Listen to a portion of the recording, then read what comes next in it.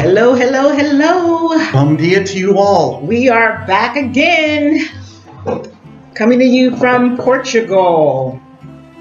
All right. So, Notice the cup. Okay. yes. So, today we wanted to talk to you about Patrick's retirement. He has officially been retired for 1 whole year. 1 year. One Yeah. year, and then our 4 months in Portugal. Yes. So we want to come to you today to tell you about our journey. But before we get started, I am Rachel, And I'm Patrick. and this is Beyond Borders, Our Life Abroad.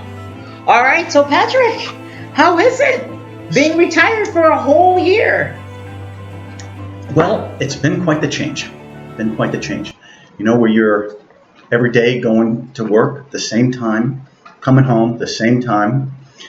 And so trying to get a schedule, trying to get working on having some sort of structure to your day has been a challenge. My bike riding in the morning has been really good. So that's been helpful. And then I come home and Rachel will go walking.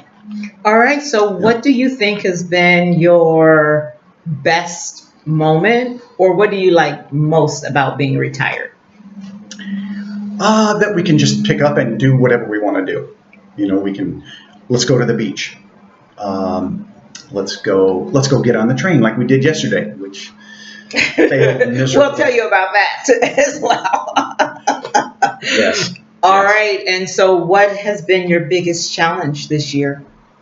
Probably being productive. I feel like I've just not been, which has been kind of nice in a sense.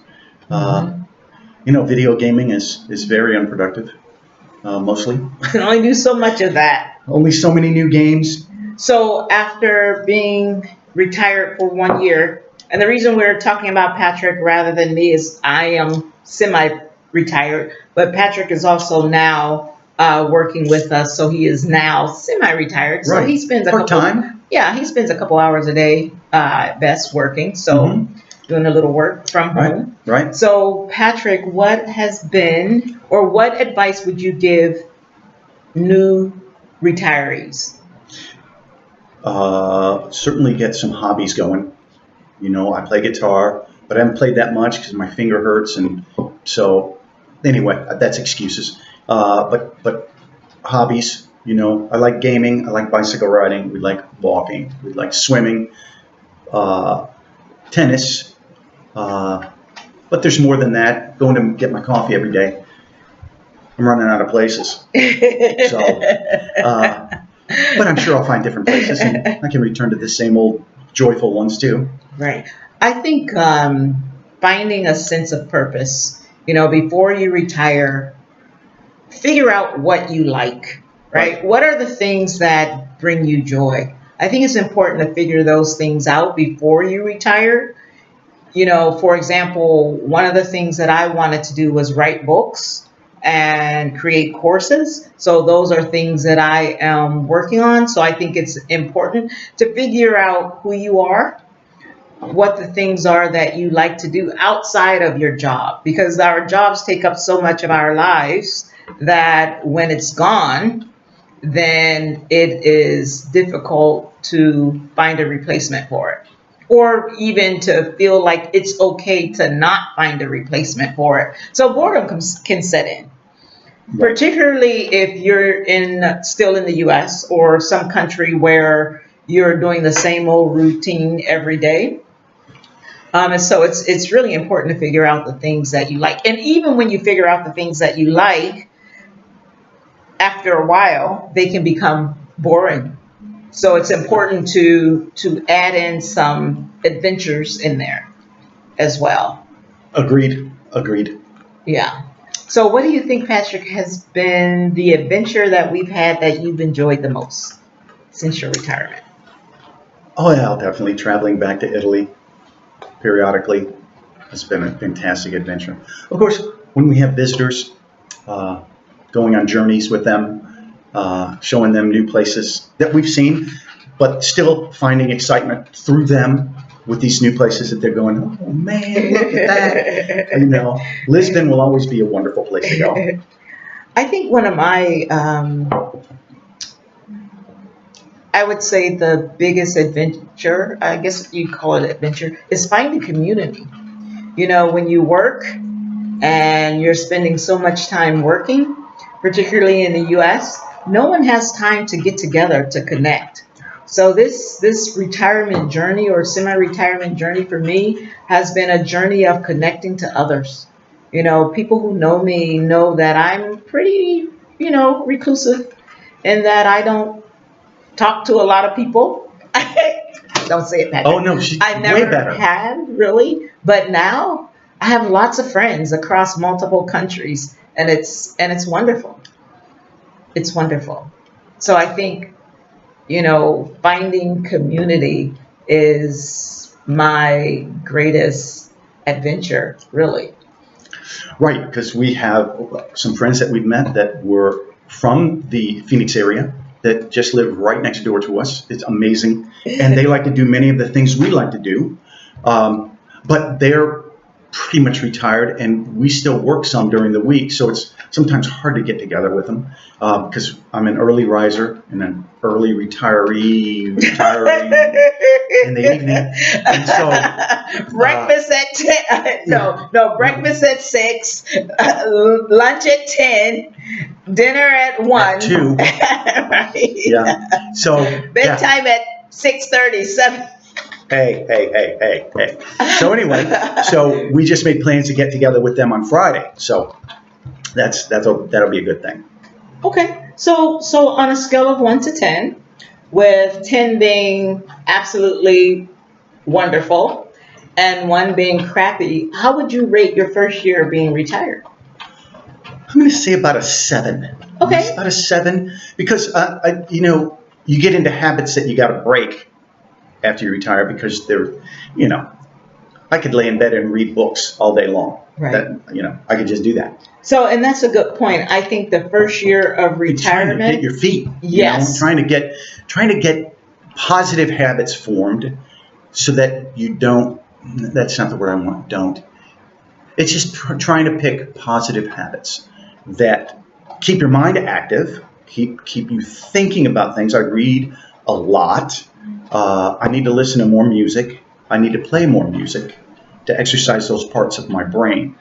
Um, and so it's picking productive habits. Sometimes you just fall into the same old stuff that you did before, and that you don't realize until down the road. Maybe that's just not the best thing Right. to.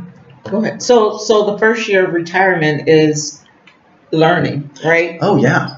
You do a lot of learning, and so it's important to be flexible and to recognize that in the first year, you're creating what your future will look like. Some patterns. Yeah.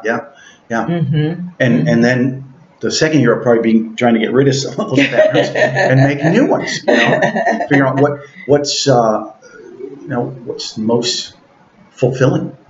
I think. So how do you feel? Because we've now been in Europe for 4 months. So how is it being away from the U.S. and being away from friends and family? Yeah, sometimes that's rough. Uh, Being away from friends and family. Um, Fortunately, with the internet and phones and texting, I can be in touch with people. Um, but it's an adjustment. It's an adjustment, Mm-hmm. and not so much being out of the U.S., but being away from people that you became close with, whether it was your family or through work. Uh, that Mm-hmm. can be quite the change. Right, right. Okay, and it's something to think about, because that is a big difference. Not that much of a difference for me because I work from home, so I wasn't around people that much. We're in Arizona, and how many times have our family come to visit us? Right. Yeah. Right? Nobody. Or my brother in Wickenburg. So we would visit with them, but otherwise, no. Yeah. So even though it is hard, being away from friends and family, I feel like we may actually see family more being here than when we were in the U.S. Yeah, I mean, we have plans for visits coming up with my two brothers in Italy, and then I think my sister's going to come again. Yep, and she's already come twice. She came to Yep, stay with us in Italy, and then she to came stay with us in Portugal. Portugal. Yeah, And my sister has come. right. And so, even though yes, it is hard being away, you know, sometimes it gives people an incentive to visit, Right. Yes, it does. right? Yes, it And does. our kids, Yes. have they come to visit us yet? No, they have not. No, not yet. We're trying to get a plan together. So we're hoping that they do, but they are living their lives, Yes. and I'm sure when they have time, they'll make time for us to come visit us. And we would love that. The door is always open, Yes. you Yes, it know, is. it's always open. We would love to have them. But we also recognize that, as young people, you're figuring it out your way, just as we're figuring out our way. And it's okay. Yes, it is. And it's okay. We don't love them any less, so, but hopefully we can create an environment where they will then know, and the grandkids will know, and the great grandkids will know that they have a place to come, right? Imagine growing up and knowing that, what, grandma, grandpa, they live in Europe, and we can come to Europe for the summer or whatever. Right. So that's, kind of the legacy that we're trying to create. It's not just about us. It's about the next generation, providing an environment, providing a way for them to do things that we were never able to do. So, Yeah. yeah, So that's our story. you can hit like, comment, and subscribe. Yes. And also, what we're going to do is we're going to start talking a little bit more about not just our journey abroad, but a little bit more about ourselves. So we'll go over a little bit of our history, what we've done in the past, where we grew up, and then eventually even how we met. And that's a story you'll want to hear. So thank you for joining us. And this is Beyond Borders, Our Life Abroad. So please like, comment, and subscribe. Thank you. Obrigado. Arrivederci.